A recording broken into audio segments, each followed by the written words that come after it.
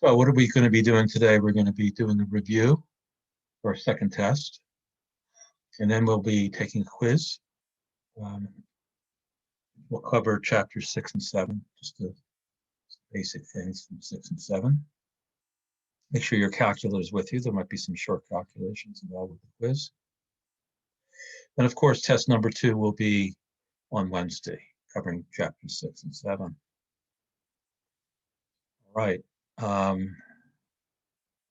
So one thing I can do for reviewing for the quiz, for the test, is review some of the homework, homeworks 3 and 4. Now I can't review homework 5 because there's a couple people who received an extension for their homework for various reasons.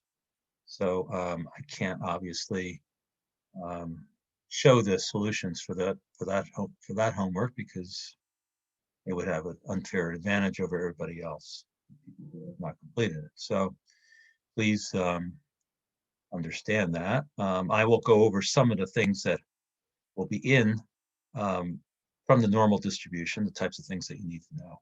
So don't worry about that. So let's take a quick look at the homework 3 first. Look at homework 3. Share the screen. Well, what I'm doing, not to embarrass anybody, but I am looking at the solutions for each of the homeworks for students who got a perfect 50 out of 50. So I won't embarrass anybody. So hopefully the person that I chose here is okay with this. I don't think tendency why not, but I just want to go through this with you. Homework 3. Homework 3 in the beginning, the first couple questions, homework 3 was basically determining outcomes for events, more complex events where we were looking at the intersection of two events, like in question 1, part 1 here, or the union of two events. Let's just go over what they mean again. The intersection of two events, we use the word and, A and D, to represent that. If we're looking at two events, we're trying to find those outcomes that are in common between the two events, that are in both events. And just those outcomes would be the intersection of those two events. The union of two events would be those events that are in both. So it's at least in one of those two events. So basically what you're going to be doing is adding the outcomes from one event to the outcomes of another. And then because of duplication, if the case there are events that are in common between the two, we would get rid of any duplicates, subtract duplicates. The C represents the complement of an event, which means an event includes certain outcomes. The complement of that event would include outcomes that are in the sample space that are not in that event. So A, the complement of event A would be all those outcomes that are in the sample space but are not part of event A. Same thing with the complement of B. Sometimes complement is used to look at a combination of two events. For example, if I say the complement of B union C are all the elements that are in B and C. Obviously, we're eliminating duplicates. So the complement of that would be all elements or all outcomes in the sample space that are not in B and C, or B or C. So that's just some, these were just basically some practice just for you to understand what they are. And question 2 was the same thing. Practice with that. This question here was working with Venn diagrams, basically to try to find which part of the Venn diagram represents things like what they're describing here. For example, it says 614 and 615. Let's actually go to the book. Stop sharing for a minute.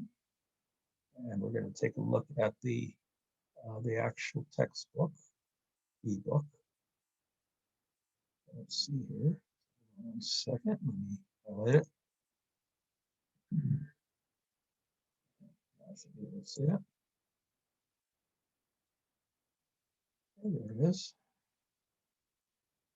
So 614 and 615, I believe, is in section 2.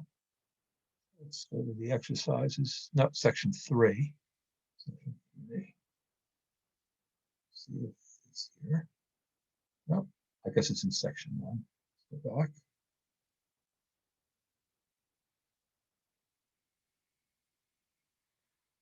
All right. 614 and 615. All right, so they drew one of these diagrams. This is a Venn diagram when we have 3 different events. All right.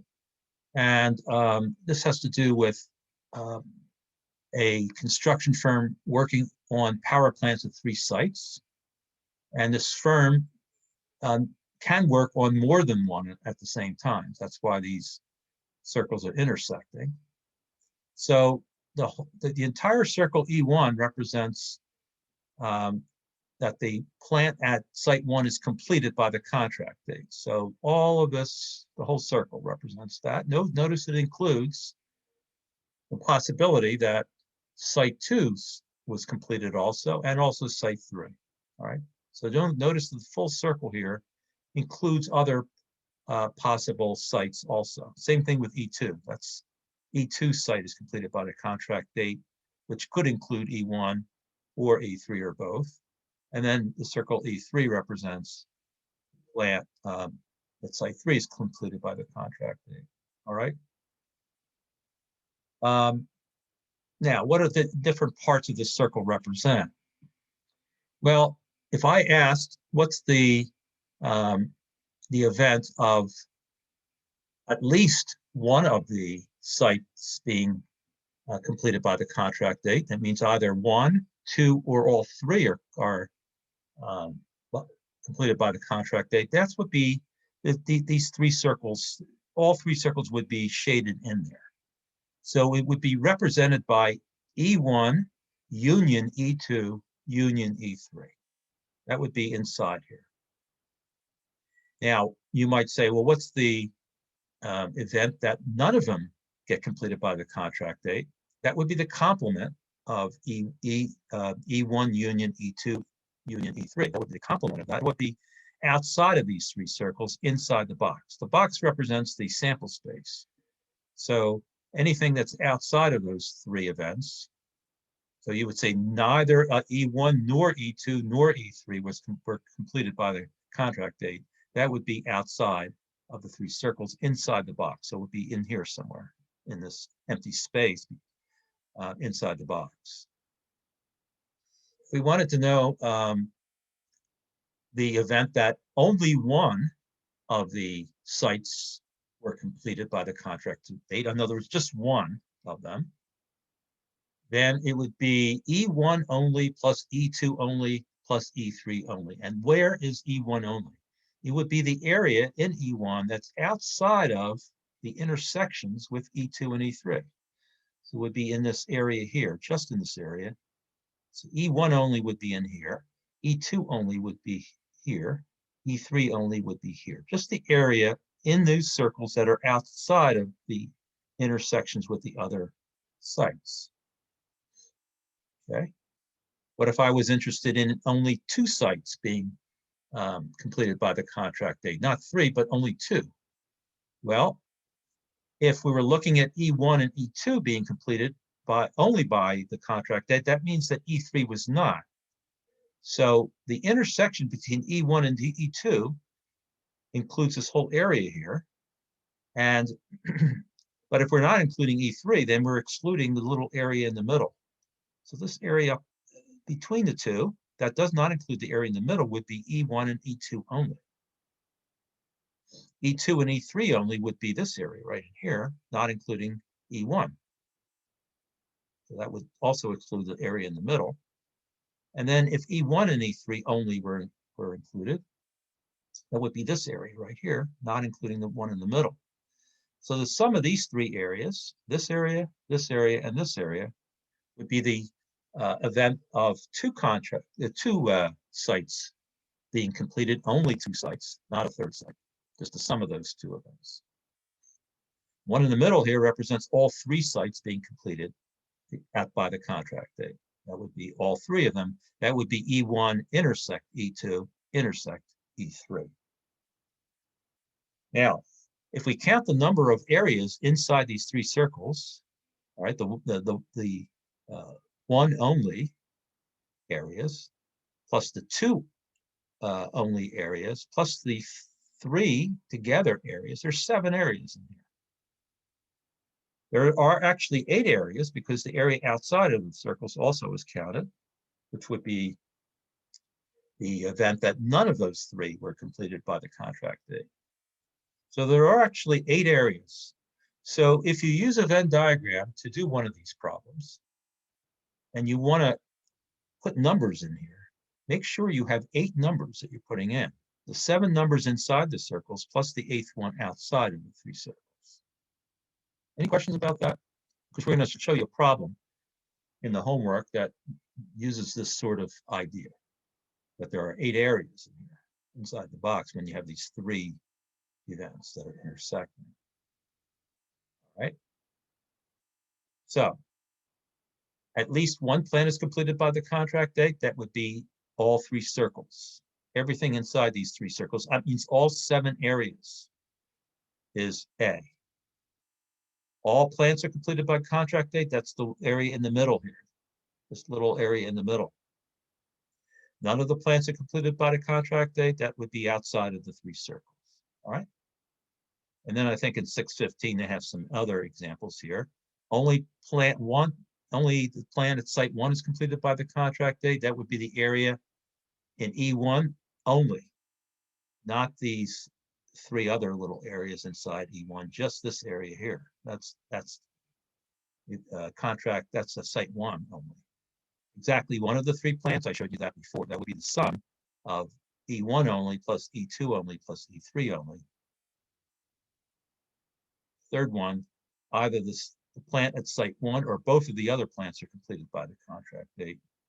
Either the one at site 1, that would be everything here, or site 2 and site 3, I think that's what they're saying. Both of the others. So both of the others would be this area in here. It's the intersection of E2 and E3. All of E1 or the intersection of E2 and E3. So it would be all of E1 plus this area right here would be the area they're referring to. Any questions? All right, so this is just practice using a Venn diagram, basically. That's what the purpose of that was. All right. No questions about that. Go to back to the homework. Looks like I have to click on that again. Just give me a second here.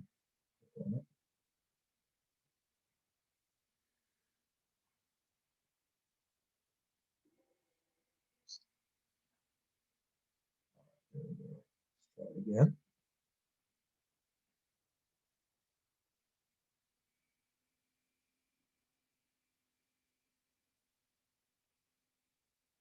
All right. Where are you?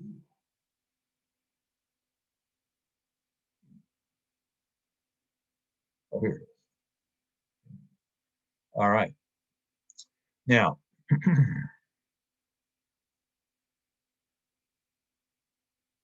now let's look at exercise 6.19. Now, actually, I asked particular questions regarding that, but let's look at what 6.19 looks like.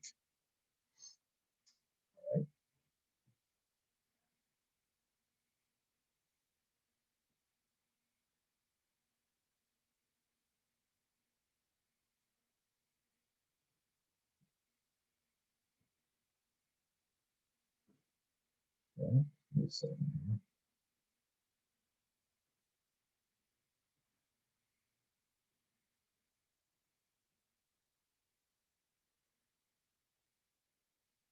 Scroll down. 6.19 is actually in section 3. So section 3.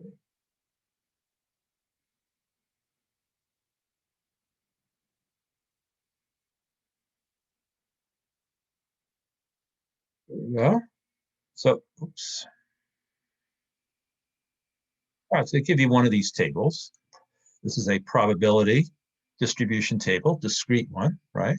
They give you the number of possible values and then the probabilities of each one. Okay, so probabilities should all be between 0 and 1 and should add up to 1. So what you do is, I think one of the questions has to do with,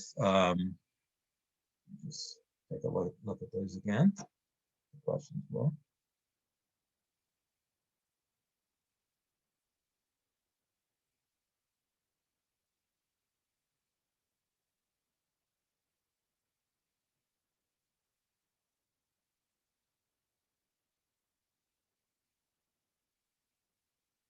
All right, what's the probability that a randomly selected customer downloads at least 4? So at least 4 means P4 plus any of the remaining probabilities that are larger than that, larger than 4. You add them all up, that's what they're asking for. And then the probability that a customer selects fewer than 4 songs, that would be, I think, 1, 2, or 3. I believe those were the options. So you add those 3 probabilities up. Okay, so you should all know how to do this one. This one should be an easy one for you to do. Looking at a table and just adding probabilities up.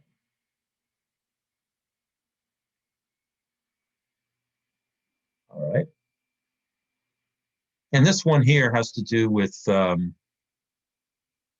actually asked you to do an exercise where I changed the probabilities, because this is an odd number exercise. You had the answers at the back of the book.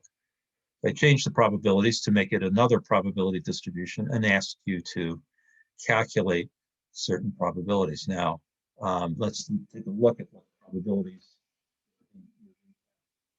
do in this one. See which ones they were. This is that had to do with insurance claims, whether they were covered or not. So we've had to find the probability that at least one patient is covered. So you're either covered or not covered. 01, by the way, is being covered. 02 is the first person is covered, but not the second. 03 is the first person is not covered, but the second one is. And the fourth one is neither person is covered. So the first question says the probability that at least one patient is covered. So those events would be 01, 02, and 03. So you simply add up those 3 probabilities. All right. And then second one, the question has to do with event B, which says that 2 patients have the same coverage status. 01, they both are covered, and 04, they're both not covered. So you would add up those 2 probabilities. I believe. Let's see those, right? Yeah.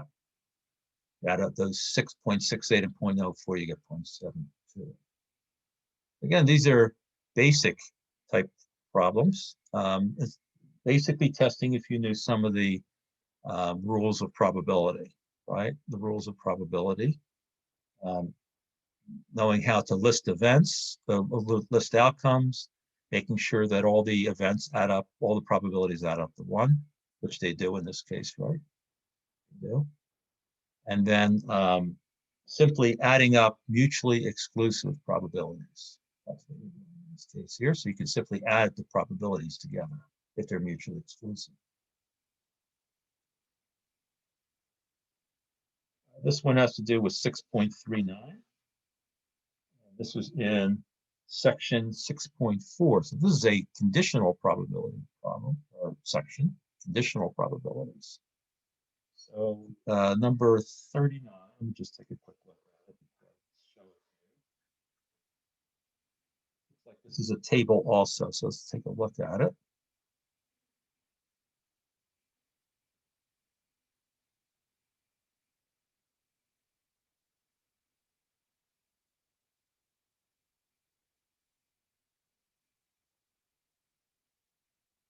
All right, so this is section 4. Back.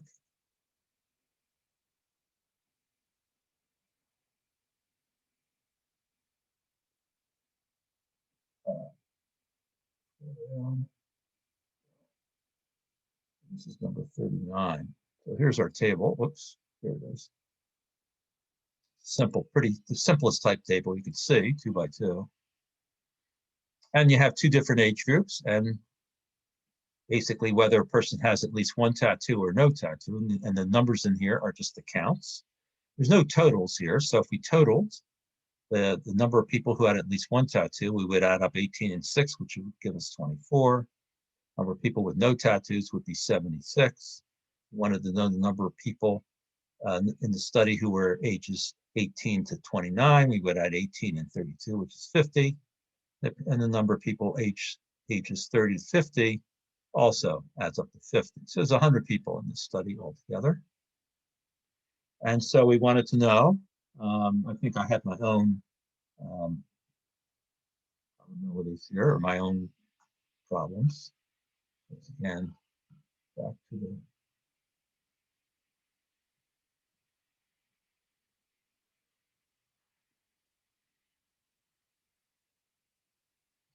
probability, person was age 30 to 55, we would go to that row and look at the sum of the number of people who were ages 30 to 55 and divide it by 100, because there's 100 people in the study. And that gives us the answer to A. Now, what is this probability? It's just the probability that the person's age 30 to 50, given that they do not have a tattoo.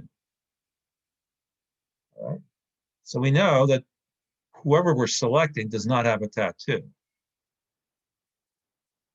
So we have to look at the column of the people with no tattoos, find out the total number of those who did not have tattoos, and then divide the number of people who had both, were both age 30 to 50 and had no tattoo, divided by the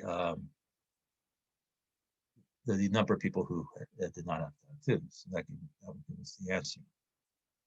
You could use the formula too.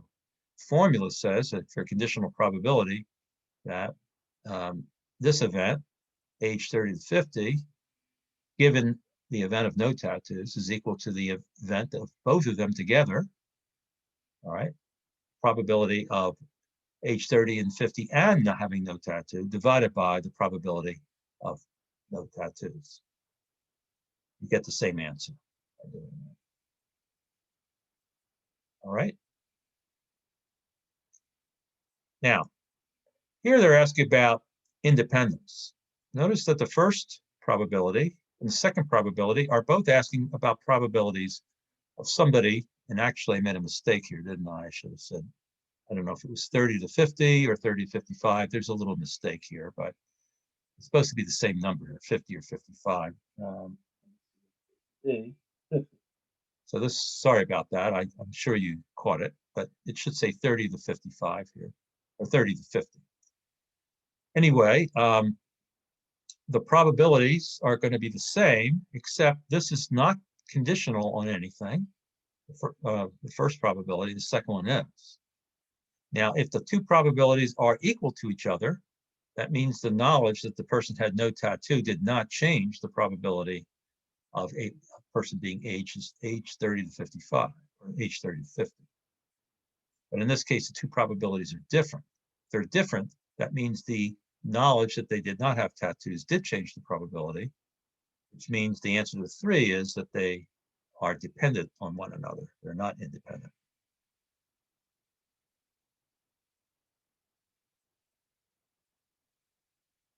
All right, now this one here, this homework, looks like cut off a little bit here. Basically, this is, let's take a look at this one, actually, because you need to know something like this for the test. So spend a couple minutes on this one here, so that you are familiar with this type of problem. Give me a second, let me get back to the book. All right. And let's see.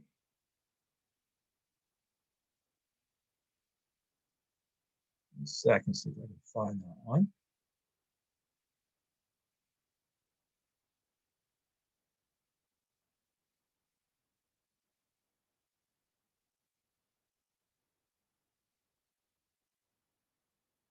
Right, 1 second, almost there. Actually, I'm going to have to go back. Hold on 1 second. Let me just look, see what problem that is. 660, that's section 5. All right, so I'm in the wrong section. Give me a second here. Section 5. Which is an easier way of doing this, but it isn't, unfortunately. And we're going to number 6. All right, I'll display this to you in a second.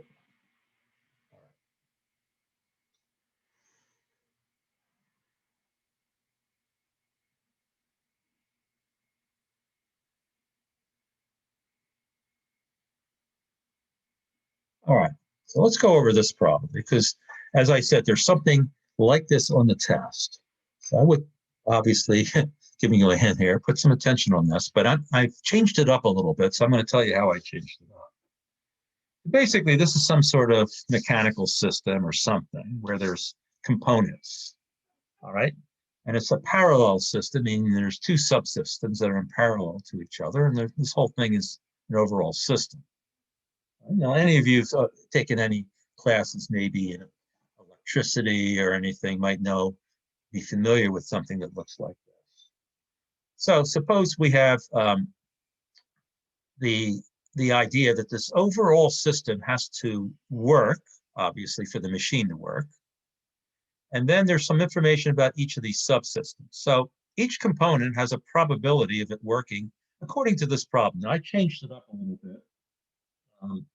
In the homework, I changed the probabilities here, but let's just assume, just for argument's sake, that they're all equal to each other, like they're being shown here. All right, it doesn't really matter what these probabilities are because we're going to use the same ideas, calculations, as whether we use these probabilities or something else. But each of these probabilities, say for each of these components, the probability of it working. Now, these don't have to be equal to each other, but they are in the book. Here's the most important thing. The 4 components work independently of one another. That means however one works is working regardless of what the others are doing. So if we know what one component is doing has no effect on what another component is doing. That's the idea of independence that we just talked about a few minutes ago.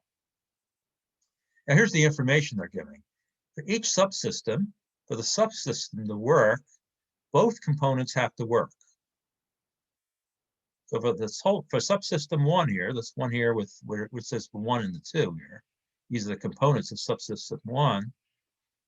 Both components have to work for the whole subsystem to work.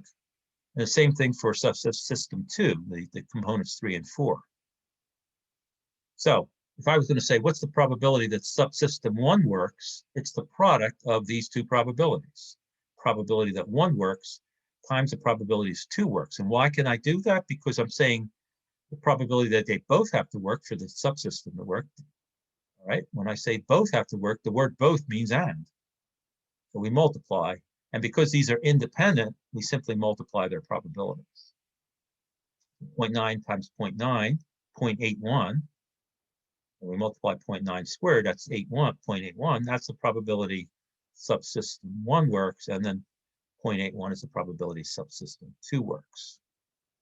Now, the other piece of information says, what's the probability that subsystem 1 does not work? Well, if 0.81 is the probability that subsystem 1 works, then obviously 1 minus that, 1 minus 0.81 is the probability that subsystem 1 does not work. right? It either works or doesn't. So if it's 0.81 that it works, 1 minus 0.81, which is 0.19, is the probability it doesn't work. Same thing for subsystem 2. Now, in the problem, it says two subsystems are connected in parallel, and there was one other piece of information here that is not indicated. Hold on one second. Here it is in C. It says the overall system won't work if both of them don't work. If each subsystem does not work. So both subsystems do not work, then the overall system doesn't work. So what does that mean? That means that at least if at least one of the subsystems works, the overall system will work. The only way it doesn't work if both subsystems break. They don't work. Well, we know the probability of each subsystem not working. It's 0.19, right? And if we multiply them, 0.19 times 0.19, we would get the probability that the overall system doesn't work. 1 minus that is the probability that the overall system works. So 0.19 times 0.19 is the probability that the overall system doesn't work. 1 minus 0.19 squared is the probability that it will work. So if I ask for the probability that it will work, you would multiply the probabilities that each subsystem does not work, which would give you the probability that the overall system does not work, and 1 minus that would be the probability that the overall system does work. All right? So make sure you understand the logic behind this problem. Now, you might say, well, how am I going to change this up a little bit?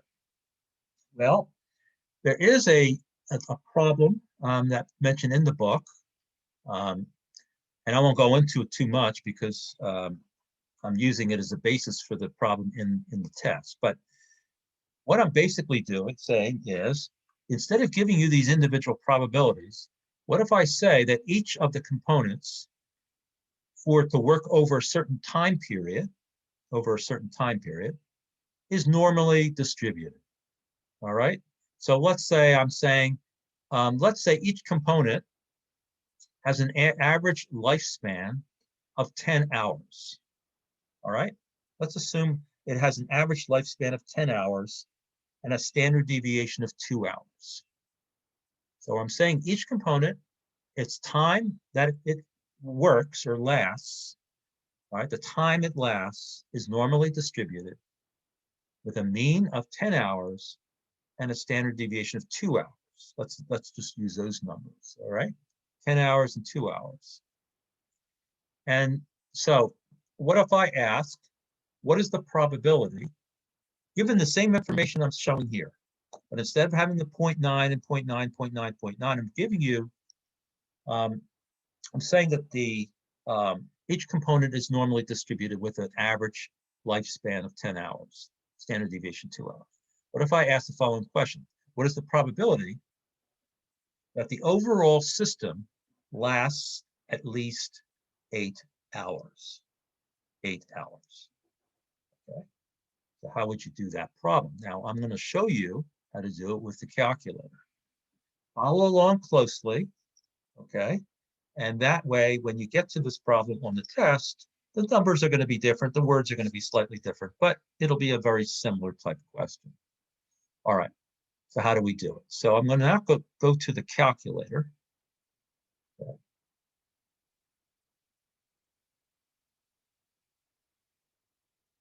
And let's see if I can find it here. Yep, here it is. Actually, before I share it, I got to clear the calculator out. Let me just do that.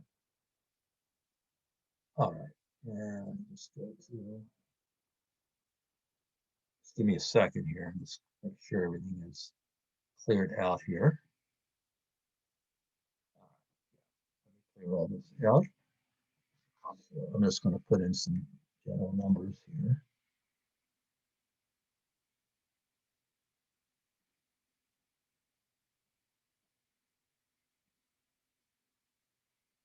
All right.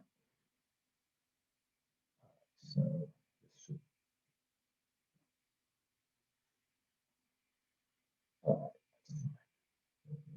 here. All right. So let's go to the calculator. I do want to show you this particular problem. It's 11 minutes to the quiz, so it's important for you to see this. All right. Now remember, it's the same type of system. There are two subsystems, two components for each system. Each component is independent of one another in terms of time it takes for it to work or live, lifespan of the component. We know that each component has a lifespan of average of 10 years, standard deviation of 2 years. So the question is, what is the probability of one component lasting at least 8 years? All right, remember that the probability we're trying to find is the probability that the whole system, the entire system, will last at least 8 hours. I'm sorry, I said years, 8 hours. So I want to find the probability that a component lasts at least 8 hours. So since it's normally distributed, we're going to go to normal distribution and use normal CDF. All right, that's how you do it. Now, at least 8 hours means it's going to be a right-tailed question, at least, right? At least 8 hours. So the lower is going to be 8. The upper is going to be some big number, big enough number, and 1,000 would do in this case. The mean, again, is 10 hours, and the probability is 2. Scroll down, hit enter. Now, that is the probability of a component, one of the components, lasting for at least 8 hours. It's 0.8413. Everybody clear on that? Now, what if I wanted to know, now, for a subsystem to last at least 8 hours, both components have to last at least 8 hours. So what do? Well, I just square this number, right? I multiply this number times itself. That will give me the probability that a subsystem will last at least 8 hours. I'm going to square it. I'm simply going to hit the square button here and hit enter. Okay? So that's the probability of a subsystem lasting 8 hours. All right. What if I wanted to know what's the probability that let me think of this here, that a component or a subsystem does not last for 8 hours. I just found what the probability that a subsystem lasts for 8 hours. I squared the probability that one component lasts for 8 hours. That's the probability that it does not last for a subsystem, does not last for 8 hours. It's just 1 minus this 0.707. So I'm going to just say 1 minus, and I just scroll up. Your calculator can do this. Scroll up and hit enter. 1 minus that number, hit enter again. So what I've just determined is the probability that a subsystem does not last for 8 hours. Okay? Now, remember, the overall system does not work if both systems don't work. So, for the overall system to not last for 8 hours, both subsystems cannot last for 8 hours, and that would be the square of this 0.292. I'm going to square that number. And now that is the probability that the overall system does not last for 8 hours. I take 1 minus that, and that'll give me the answer to the question. What is the probability that the overall system lasts for 8 hours? And that's it right there. Follow these steps. Just listen to this part of today's video, and you'll know how to do the problem on the test. It's very similar to this. Any questions about that? And if you think about it, it's very logical the way I did, step by step. you know how to do this, and you'll get that 5 points. You should be able to figure it out. All right, there's no questions about that. Again, this is important. I'm giving you a hint. This is something that you should know. All right. And then let's just take a quick look at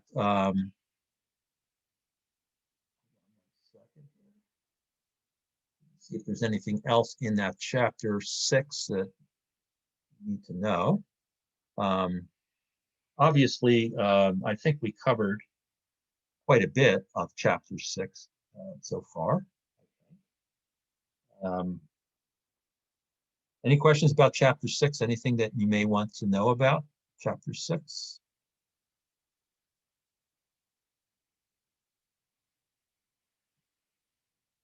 Okay. I think that was.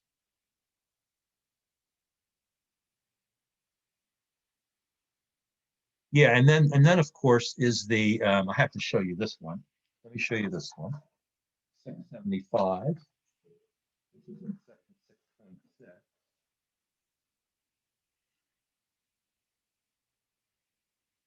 And this is the Venn diagram question. The Venn diagram question. So let's take a look at this question. So I didn't share that with you. Hold on one second here.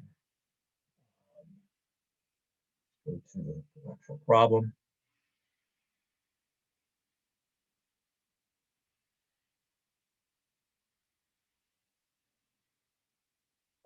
So we're going to go to section 6.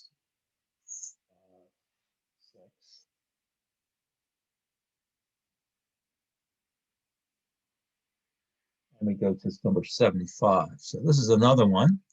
If you do it logically, you should be able to get the same problem. Now, this is one of those Venn diagram problems where there are three, like I showed you earlier today, there are three circles that are intersecting, representing in this case, three different services that a cable company is offering: cable TV, internet, and telephone.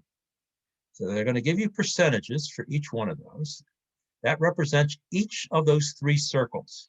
You would say the probability of having cable TV would be 0.8. The probability of internet would be 0.42. The probability of telephone would be 0.32. All right, get the idea? So that would be the entire circles, the whole circles. It represents that. You're also going to be given information about two of these services. 25% is cable TV and internet. So 21% cable TV and phone service. So the probability of having cable TV and internet is 0.25. The probability of cable TV and phone, 0.21. The probability of internet and phone, 0.23. So there's three of those. And then the probability of all three, in this case, 0.15. So you draw your Venn diagrams. It would be helpful to do that. It's up to you, but probably easier to do it this way. And the way you do it is you put the 0.15, the number that's for all three of them, you put them right in the middle. That area in the middle where all three intersect in the middle, that's the 0.15. Now, then you work with the ones that are paired, the cable TV and internet, the cable TV and phone, internet and phone. And what you do is you want to find those areas, because you have the area in the middle now. You want to find those areas which are two only. That is cable TV and internet only. And how would you do that? Well, cable TV and internet is the probability is 0.25. You subtract all the three services. So 0.25 minus 0.15 is 0.10. That is the area, that's the probability of cable TV and internet only. You take 0.125 and subtract all three, the number for all three. You do the same thing for cable TV and phone. 0.21 minus 0.15, 0.06. That's cable TV and phone service only. And then what do you do?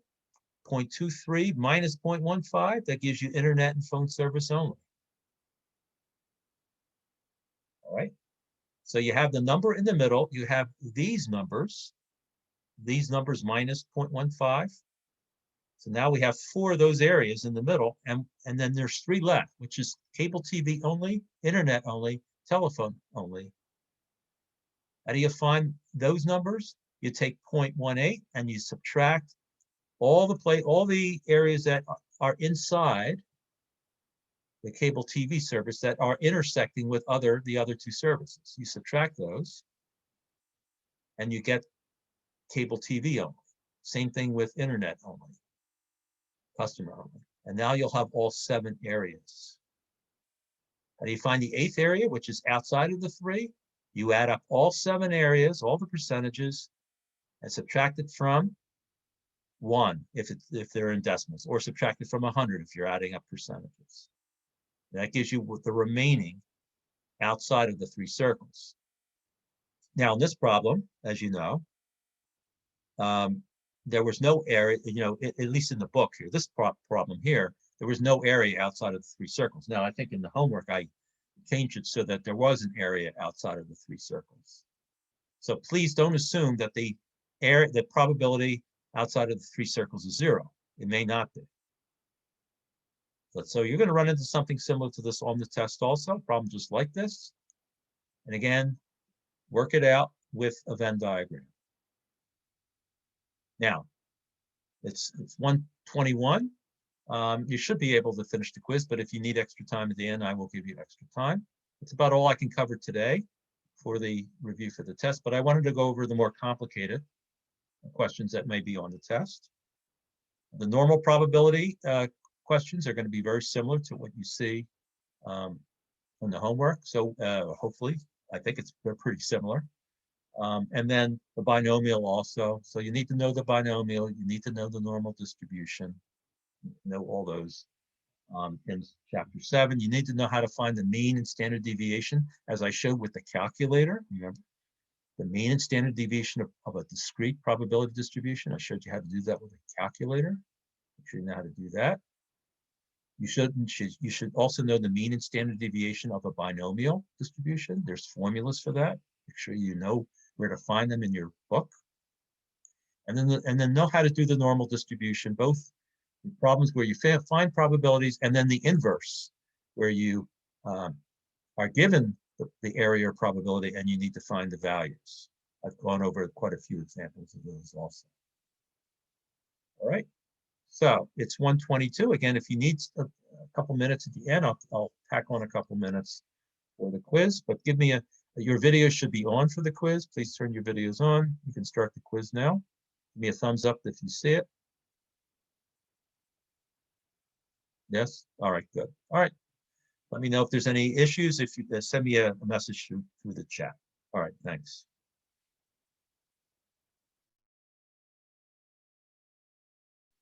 And by the way, Frank Fabi, if he's here today, I did send you a